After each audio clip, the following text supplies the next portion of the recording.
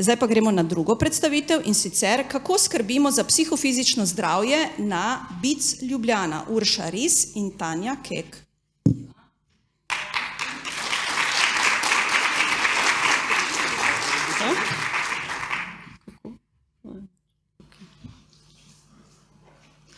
Takole lepo pozdravljeni vsi skupaj. Veseli nas, da se lahko tudi BIC Ljubljana predstavi tukaj na primeru naše dobre prakse. Moje ime je Urša Ris in sodelavko Tanjo Kek bova predstavili, kako se pri nas skrbimo za psihofizično zdravje vseh nas zaposlenih. Zdaj, mi že vrsto let namenoma spodbujamo tako duševno kot fizično zdravje na BIC Ljubljana. Že naslednje leto bo 30 let, odkar smo vključeni v projekt Zdrava šola. To je skupina šol, ki skrbi zdrava mreža, ki skrbi za zdravje in ozaveščanje, tako na področju telesnega kot duševnega zdravja, na kar smo tudi izjemno ponosni, saj smo v tem projektu že od samega začetka. Prejšnje leto smo pa vstopili tudi v projekt oziroma certifikat Zdravju prijazna organizacija, s katerim smo se zavezali, da bomo načrtno še naprej skrbeli za zdravje vseh nas zaposlenih. S tem namenom smo tudi oblikovali skupino, ki se sestaja in organizira vse aktivnosti na področju promocije zdravja. Zavedamo pa se, da vse aktivnosti, ki jih izvajamo, ne morejo biti uspešne, če niso odraz oziroma pobude naših zaposlenih, zato skozi različne ankete, vprašalnike neprestano sprašujemo naše zaposlene, da dajo pobude, da se v aktivnosti vključujemo, katere potem vse vključimo v sam načrt, ki ga seveda sproti dopolnjujemo in tudi letno evalviramo.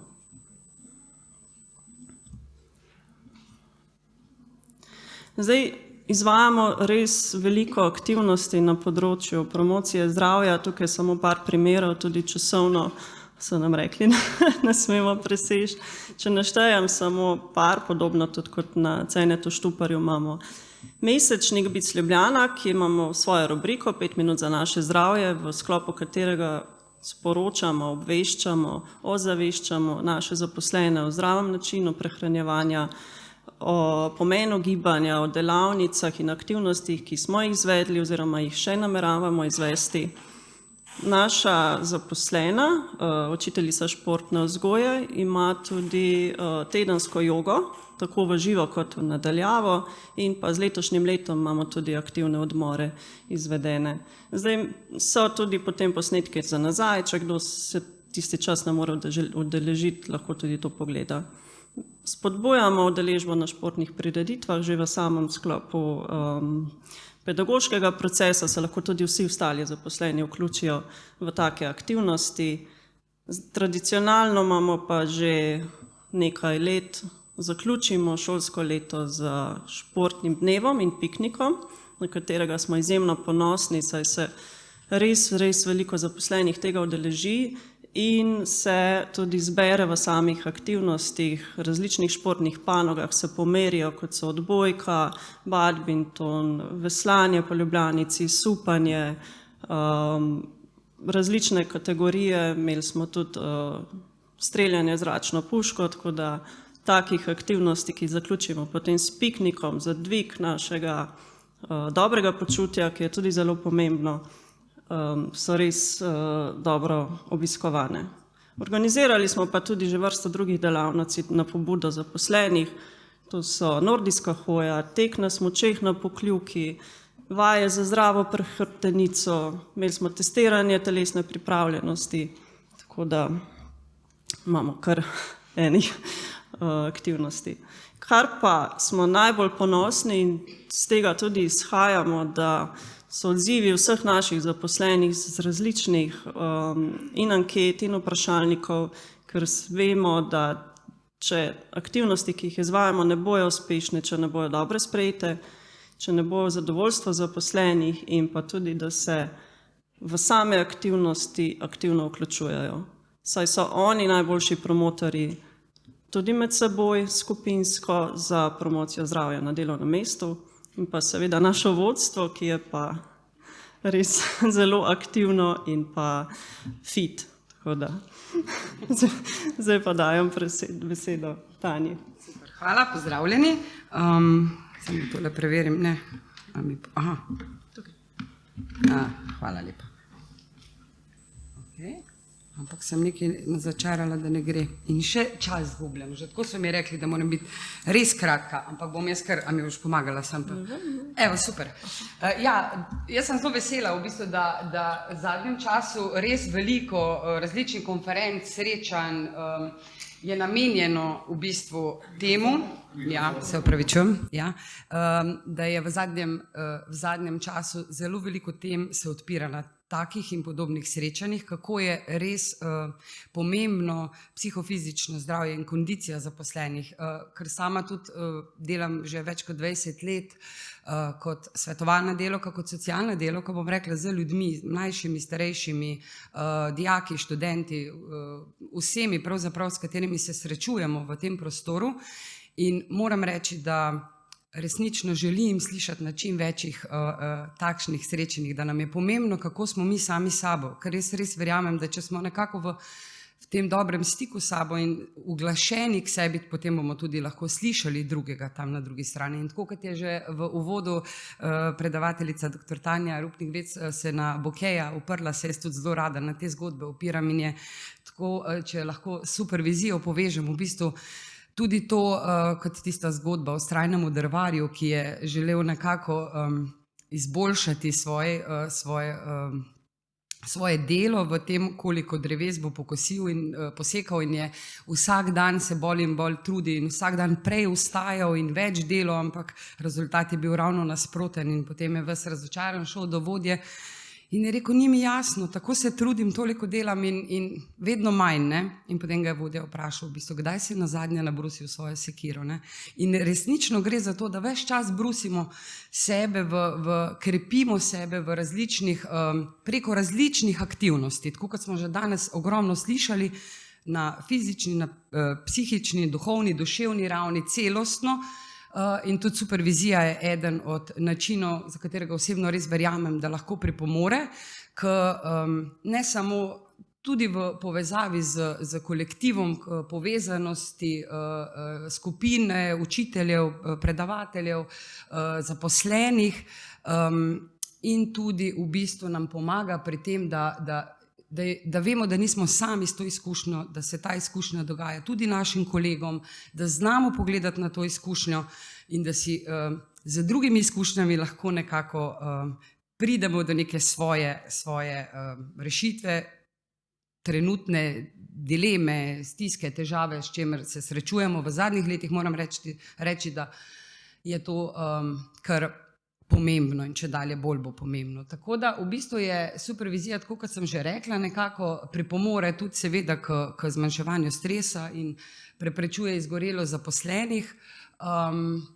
In jaz bi mogoče, zdaj pa ne vem, če nisem prehitra, nisem toliko skrbela, ampak bi pa lahko še potem na kakšno vprašanje odgovorim. Mi smo, mislim, da zdaj že 3. leto na Biotehniškem izobraževalnem centru Ljubljana začeli z supervizijskimi skupinami.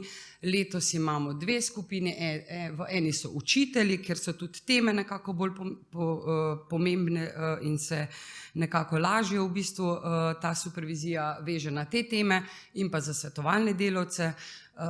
Tako da v bistvu tudi vnaprej verjamem, da je lahko supervizija je v pedagoškem procesu oziroma v šolah in vzgojno-izobraževalnih ustanovah še dokaj mlada, medtem ko je na področju socialnega varstva nujna, bom rekla, ker delamo pa tukaj in tam z ljudmi, ne? Tako da v bistvu še moramo nekako prebiti let v določenih pogledih, bom rekla, in biti vztrajni, da bomo tudi na tem področju nekako uveljavili to dnevno prakso reflektiranja naših izkušenj. Tako da mislim, da je to zelo pomembno, ampak bom raje prepustila eni od udeleženk, ker smo jo prosili, če bi en tako izjavo povedala sama, ker se mi zdi, da je najbolj to, če pride res od nekoga, ki je vključen, tako da evo, pa bi pogledali tole. Pozdravljeni. Rada bi vam povedala svojo izkušnjo o superviziji, ki poteka na naši šoli, BIC Ljubljana, železska šola. Prvo srečanje pred leti sem si predstavljala kot neke sestanke, neko zabavo in tako je tudi bilo na začetku. Vendar sta nas Tanja in Boštjan povezala v 3 srečanjih in takrat se je začelo intenzivno. Velikokrat smo se sprostili na način, ki sta ga ona vodila. Seveda sta nam vsako srečanje postavljala taka vprašanja, ki so se nam zdela samoumevna. Vendar veliko smo morali pobrskati po sebi, po svojih čustvih, po svojih mišljenjih in se poslušati, s kakšnimi težavami in s kakšnim stresom se srečujemo na našem delovnem mestu in v življenju nasploh. Vsakič bolj je bilo težko, vsakič več smo morali dati od sebe in vem in verjamem, tudi na svoji lastni koži sem začutila, da so vsa ta vprašanja, ki so nam jih zastavljala, prisotna pri meni v vsakdanjem življenju. Velikokrat se spomnim na naša srečanja in si s temi vprašanji, ki sta jih sicer zastavljala Boštjan in Tanja, pomagam sama pri samorefleksiji in pri velikih stresnih situacijah, ki se dogajajo v vsakdanjem življenju, sploh v današnjih časih, kjer je vse več otrok z posebnimi potrebami. Hvala vama, Tanja in Boštjan, in želim, da lahko tudi ostale šole dobite to srečo in si prislužite vse to, kar smo si lahko mi na živelski šoli in kar nam je direktorica in ravnateljica omogočila, da živimo bolje in da se lažje srečujemo s stresnimi situacijami, ki se dogajajo na šoli vsak dan. Hvala vam. Evo, tako.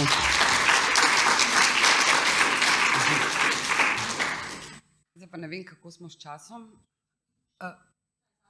Ja, lahko še to. No.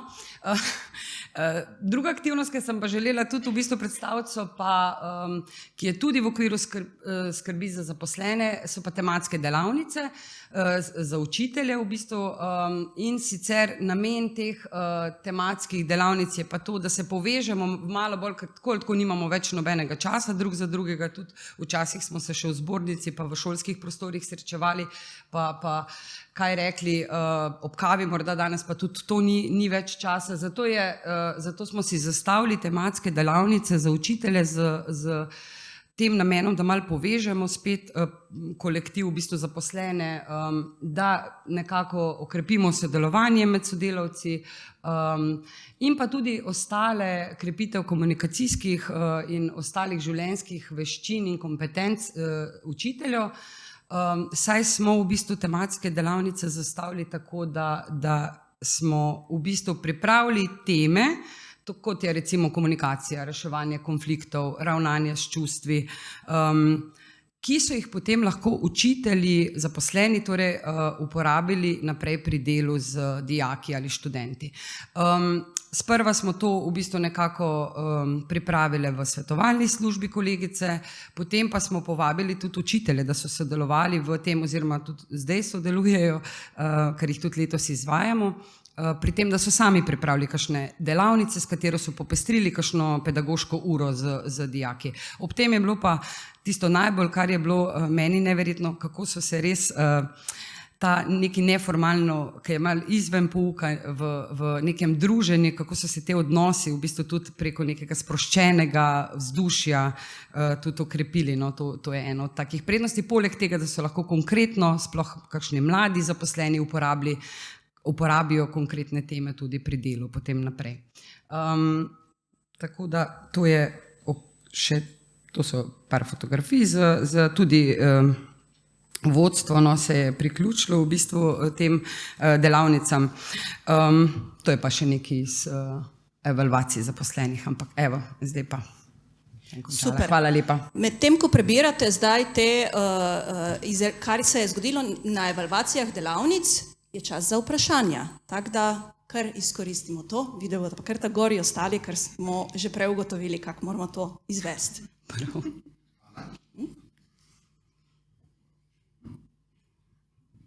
Živjo, TŠC Maribor, Metka Kodrin.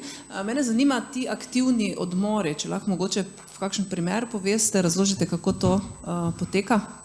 Ja, zdaj pri aktivnih odmorih v sklopu certifikata Zdravju prijazna organizacija v sodelovanju Športne unije Slovenije smo tudi z njihove strani dobili 12 oziroma 13 video povezav, kjer so te aktivni odmori posneti. Zaposleni jih dobijo po mesečniku na elektronsko pošto in jih lahko izvajajo takrat, ko imajo čas, med odmori oziroma doma.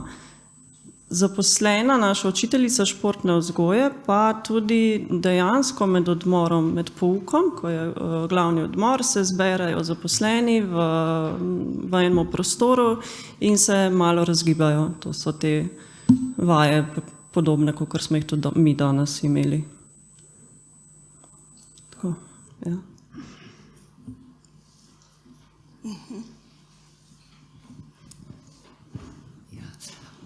No,